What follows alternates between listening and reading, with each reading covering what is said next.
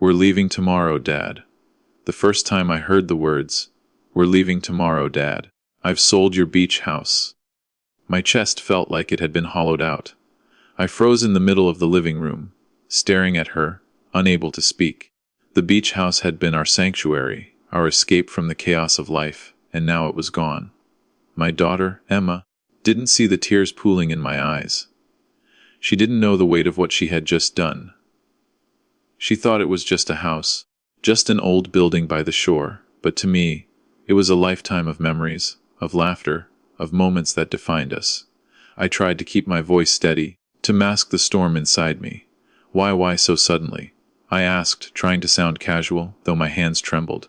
Emma avoided my gaze, twisting her fingers nervously. "I thought, we need the money, Dad. It's time to move on," she said, her voice soft, almost apologetic. But there was something in her tone, a hesitation I couldn't place, like she was hiding something even from herself. That night, I walked along the empty hallway of the house, the floorboards creaking under my feet, echoing the emptiness I felt. Every corner held a memory. The time she had learned to ride her bike in the sand dunes. The night we had watched shooting stars, while wrapped in blankets on the porch. The mornings spent making pancakes and spilling flour everywhere. It was all gone tomorrow. And yet, I couldn't stop myself from thinking, maybe there was more to her decision than she let on. I decided to confront her, but not in anger. I wanted to understand. The next morning, over coffee that neither of us really tasted, I asked, "Emma, tell me the truth. Is it really just about the money?" She hesitated, her fingers tapping on the mug, eyes staring into some distant thought. Finally, she whispered, "It's not just that, Dad. I found out something about the house. About you." My heart skipped a beat. She hadn't spoken to me like this in years, not since her mother died. "What do you mean?" I asked, fear creeping into my voice. She looked at me with tears threatening to fall. "I found letters, Dad, letters from Mom, hidden in the attic. She left messages for you, for us. And the last one, it said she didn't want us to live here anymore if something happened to her. She wanted us to move on, to find happiness, to let go." I sank into the chair, overwhelmed. All those years I had clung to the house, clung to the past, thinking it kept her alive somehow. But Mom had known we needed to live, to heal, even if it meant letting go of what we loved most. I looked at Emma, seeing her not as a child anymore, but as the woman she had become, strong and brave. "You've been carrying this alone?" I asked softly. She nodded, tears spilling now, and for the first time, we truly understood each other. The week that followed was filled with pain and release. We walked through every room together, sharing memories, laughing and crying in equal measure. The house wasn't just wood and sand. It was love, it was loss. It was everything that had made us who we were. Selling it wasn't betrayal, it was acceptance. We made peace with the past, and in doing so, we found the strength to embrace the future. On the last night, we sat on the porch, watching the sun dip below the horizon. The waves whispered secrets only the two of us could hear. Emma leaned against me and said, "I was scared, Dad. Scared that letting go would mean forgetting Mom, forgetting us." I held her close and said, "We don't forget. We carry it with us, and it makes us stronger. That's how love lasts, through memory and courage, even when the world changes." We left the house the next morning, keys in her hand, hearts heavy but lighter at the same time. As we drove away, I turned for one last glance. The beach house stood there, bathed in sunlight, holding every memory, every laugh, every tear. I realized then that letting go wasn't the end. It was the beginning of a life where we could honor the past without being trapped by it. Years later, whenever I think of that day, I remember the lesson Mom had left for us, hidden in those letters. Life isn't about clinging to what's gone. It's about finding courage in the face of loss, love in the moments we still have, and hope in the unknown road ahead. And in that realization, I found not just peace, but a profound gratitude for every goodbye that had taught me how to live again. The house may have been sold, but the love it held, the memories we shared, and the bond between a father and daughter, those would never fade. Even as the years passed, The memory of that house stayed with us, like a quiet song playing in the background of our lives. Emma grew into her own life, moving to a city far away, chasing dreams I could barely keep up with.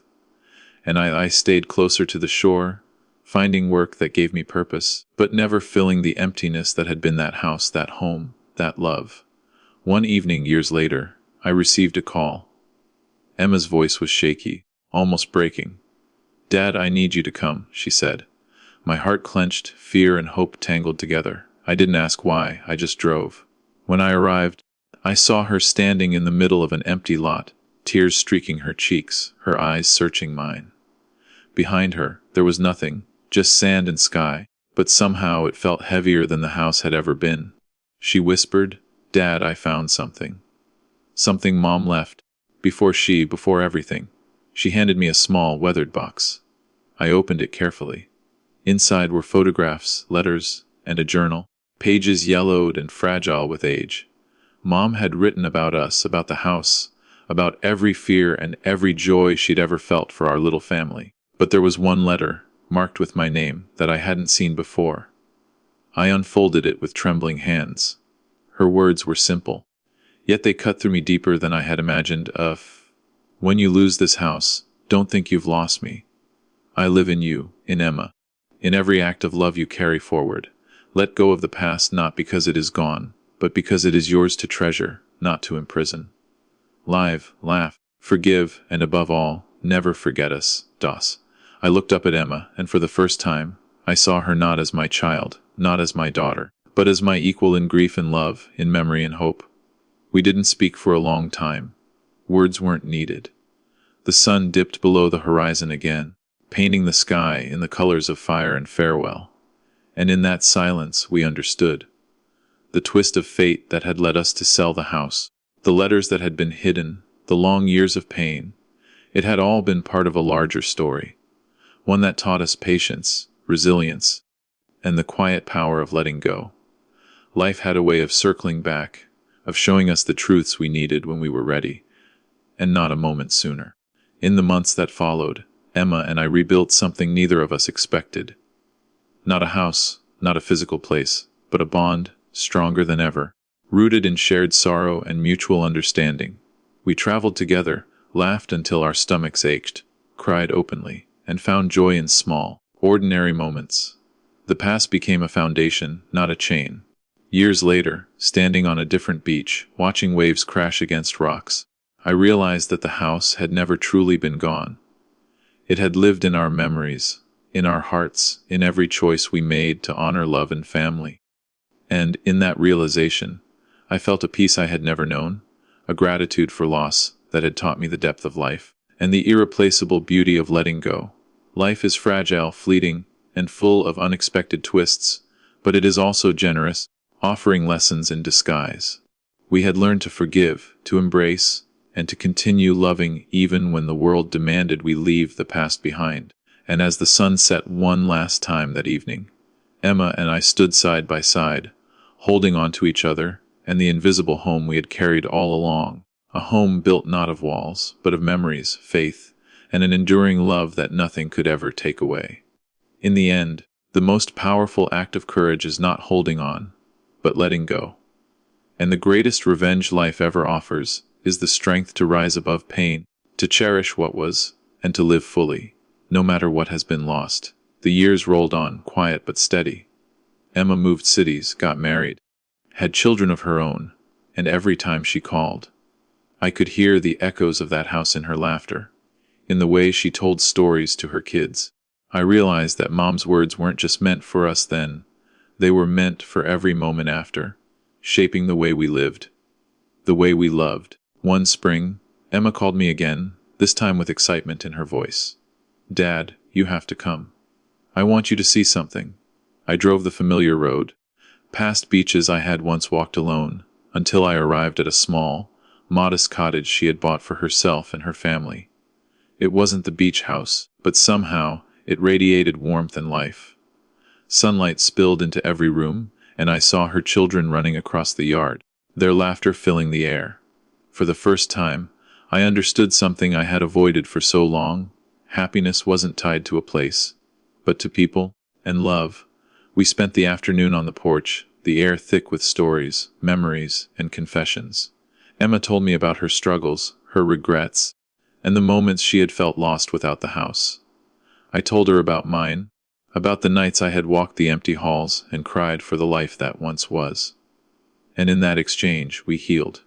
Not completely, because healing never truly ends, but enough to move forward without the chains of yesterday.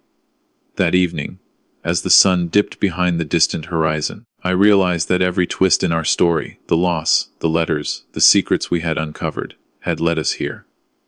Every tear, every heartbeat of despair, had been a lesson, quietly shaping us into people capable of immense love and resilience.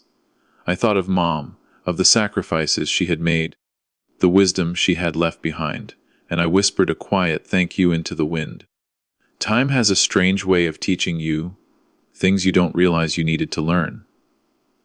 I learned that clinging to the past only steals from the present. That pain, when faced with honesty and courage, becomes a teacher rather than a jailer. That love, even after loss, can grow deeper and stronger if you let it. And most of all, I learned that letting go is not an act of weakness, but the greatest act of faith, hope, and strength a person can ever show. As I drove home that night, I looked out at the ocean, the waves glittering under the moonlight, and I smiled for the first time in years. I wasn't just letting go of the house, or of the grief, or even of the past. I was letting go in order to live, to fully embrace the fleeting, fragile, and beautiful gift that is life. And in that moment, I felt my heart swell, not with sorrow, but with gratitude, love, and the quiet certainty that we, Emma and I, had truly found our way home. The beach house may have been sold. The memories may have belonged to the past. But the lessons it gave us, the bond it strengthened, and the love it inspired would remain forever. And that, I realized, is the greatest inheritance any parent can leave a child, or any child can leave a parent.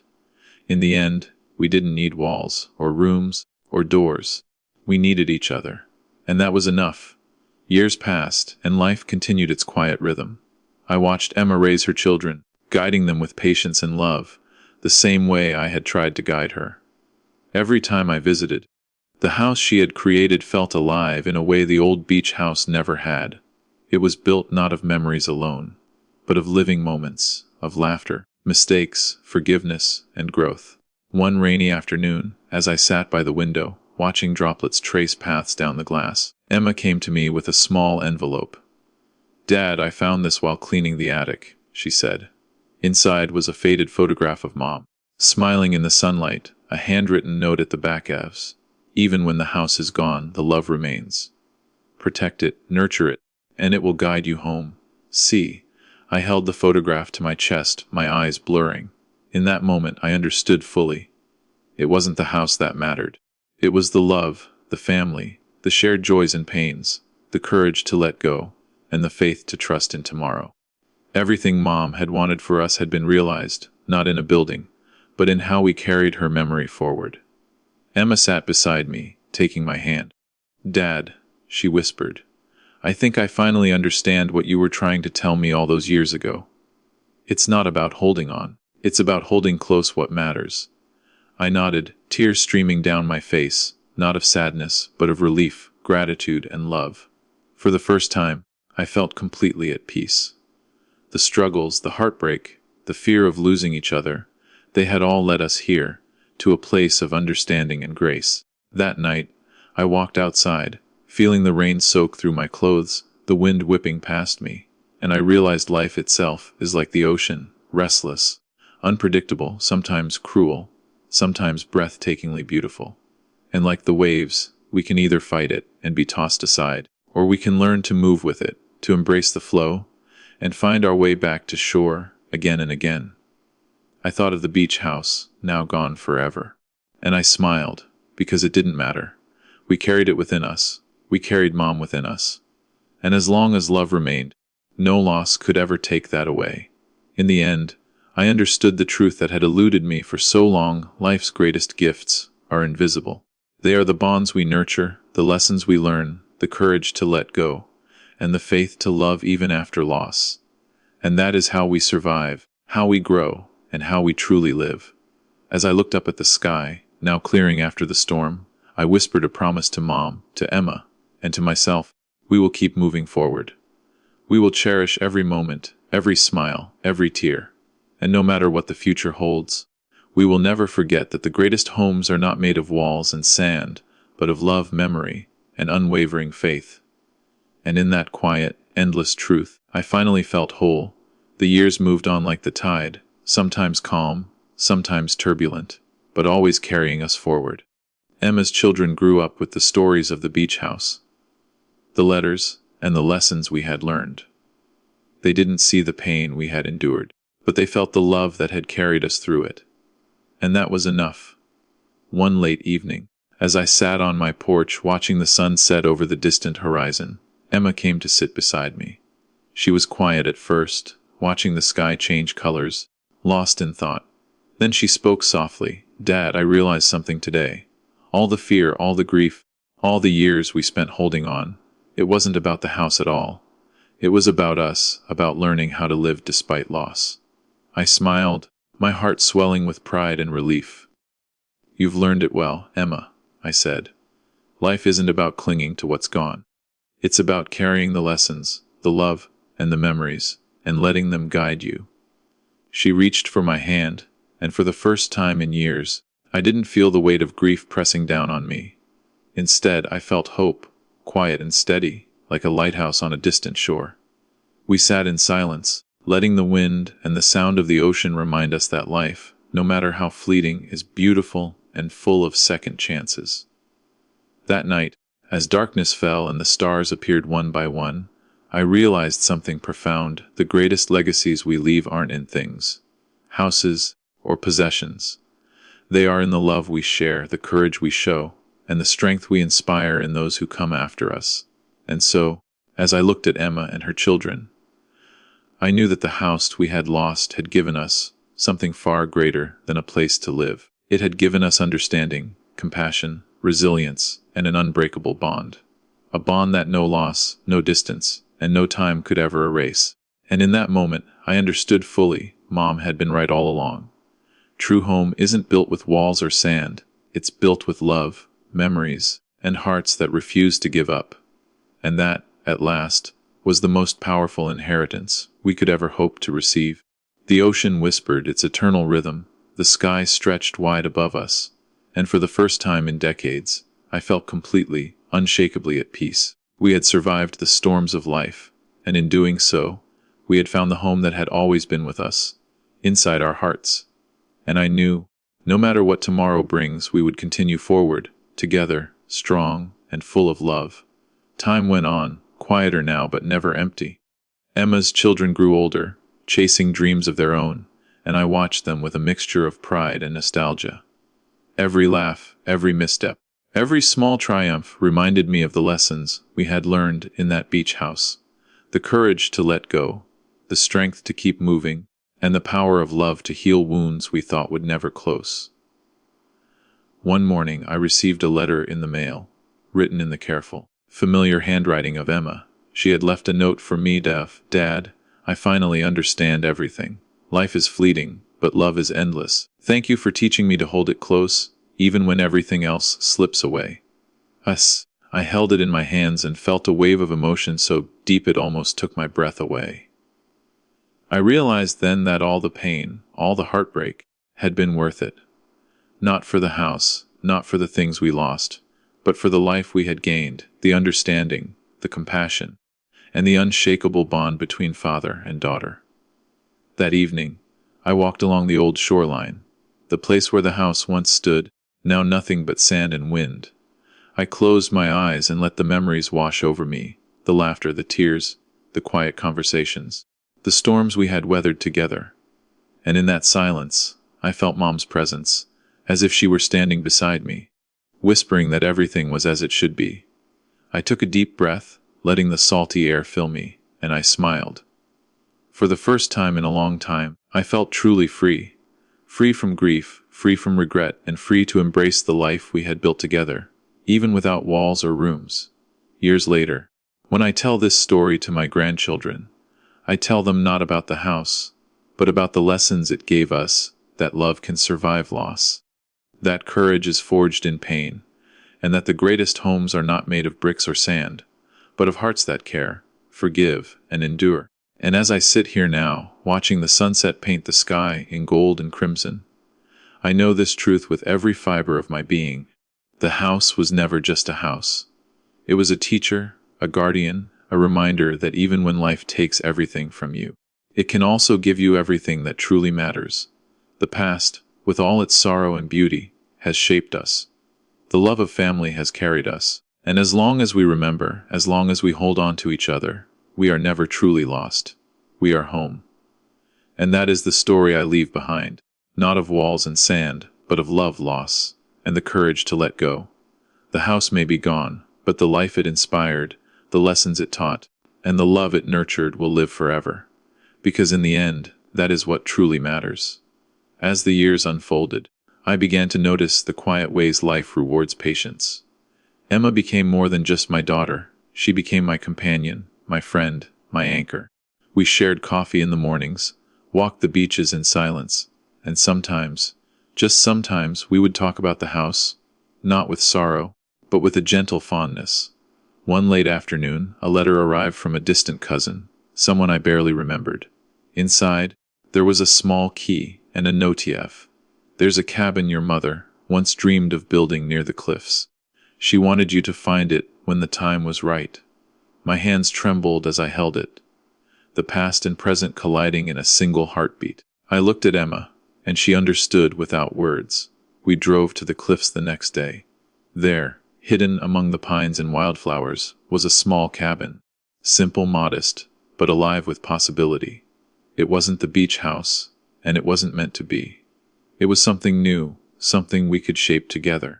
And in that moment, I realized that life doesn't give second chances in the ways we expect.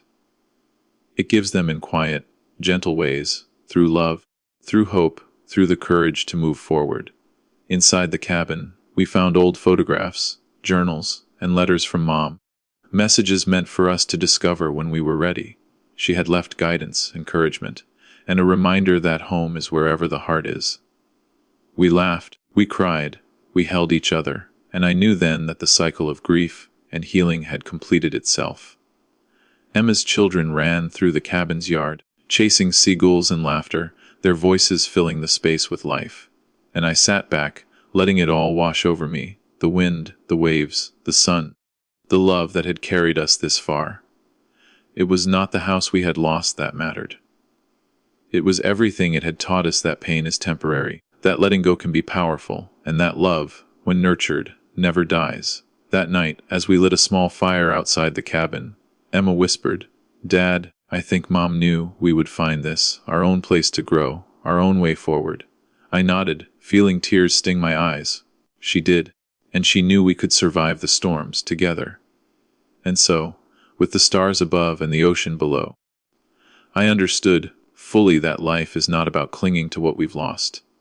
It's about carrying love forward, finding strength in each other, and embracing the unknown with open hearts. The past may shape us, but it does not define us. The memories of a house by the shore taught us that. The love of a mother and a daughter proved it. And in that moment, I knew, truly knew, that we were home. Not in a building, not in sand or walls, but in each other, in every shared smile, every tear, every act of courage and love. That is the legacy of the beach house, the letters, the lost years, and the lessons we carried forward. We left the cliffs that night with hearts full, knowing that life would continue to test us, to challenge us, to surprise us.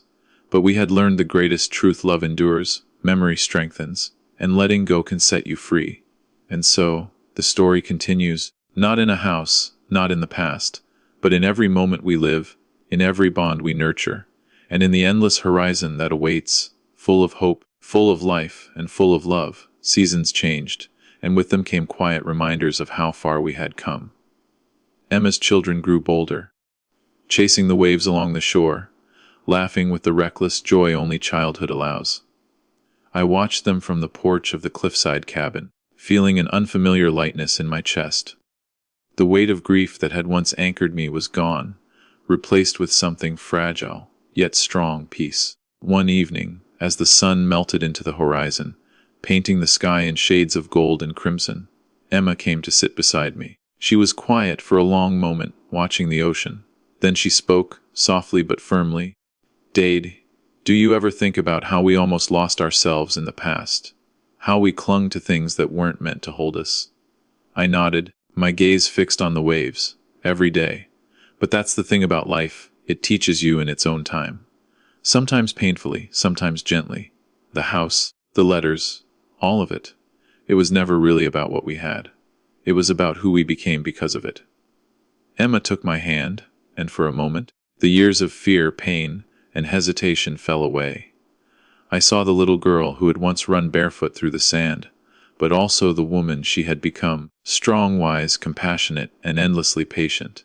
"I get it now, Dad," she whispered. "We weren't losing a house. We were learning how to carry love without being trapped by it." That night, under a sky littered with stars, I felt something I hadn't felt in decades: certainty. Life had a way of testing us, yes, but also of guiding us to the truth we were ready to hear. The lessons of the beach house, of Mom, of the years we had struggled to understand ourselves, they had all led us here. And in that clarity, I realized the ultimate truth. The most powerful homes are not made of wood or stone.